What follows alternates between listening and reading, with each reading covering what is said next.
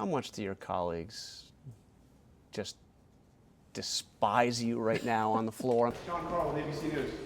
We wanted to ask you about Harlan Watson's travels. We've noticed that he spent $76,000 on travels in the last 9 months alone. This was all approved by Chairman Markey. Ask him. You've been known as the Prince of Pork. Have you changed your ways? You can't tell me definitively that is a photo of you or it is not a photo of you?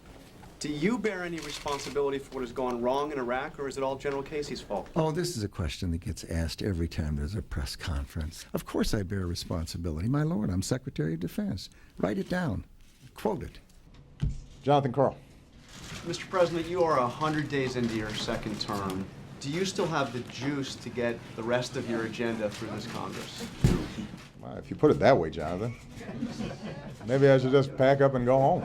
Going through this bill, there's earmark after earmark from the both of you. I mean, millions of dollars in earmarks from the two of you and from other senators. How do you have any credibility on this? Why do you have earmarks in here? Because we're going to vote against the bill. Senator, were you wrong when you put these earmarks in before?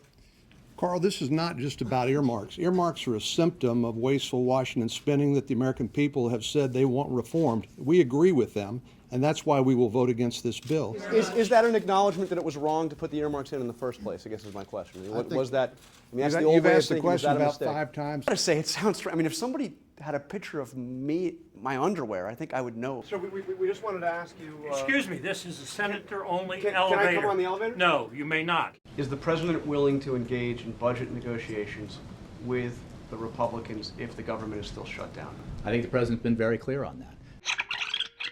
Tax breaks for millionaires, forcing shutdowns or default. So there was a very long answer to a yes or no question. Will you rule out pushing to the brink of another shutdown by saying you would block funding for the government unless Obamacare is defunded? Will you do that again? John, I know you. Or will you say you're not going to do that John, again? I know you want to nail down all sorts of future tactical decisions. As a practical matter, though, if you want to reach out and build bridges, don't you need to reach out to those who have been deeply offended? Nobody has been more deeply offended than we who have suffered at the hands of your people.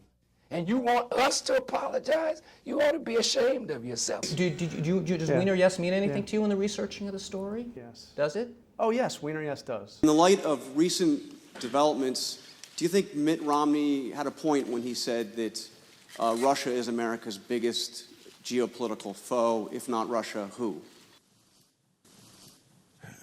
Well, Jonathan, These memos say that at the end of the day, we are all stuck in the same queue because they all have to go through the same portal. John, I get it. But the person who calls isn't the one who continues to wait after the paper application is filled.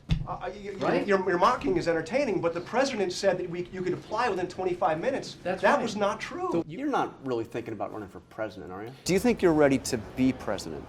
I do. What do you think has been your biggest mistake? Do you want people in Washington to like you? Can you now acknowledge that you were just plain wrong about the president's birthplace? No, not at all. The president's position is you will not negotiate over the debt ceiling. Correct. You're saying you won't even negotiate with the Republicans on this issue.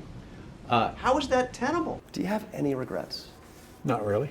Is the United States now listening in on the phone conversations of friendly presidents and prime ministers? John, I'm not going to get into a discussion of specific reported activities. John, I hadn't seen you in a while. Why are you covering Congress and not the White House? Glad to be here, Mr. President. Okay, good. Returning to the question of torture, would you authorize the use of any means necessary to get that information? In terms of the goal you set for this moment in time, is it mission accomplished? Have you accomplished that goal? Using that phrase is not one I would employ. Certainly there are questions, Jonathan. But you don't still question that he was born in the United States, do you?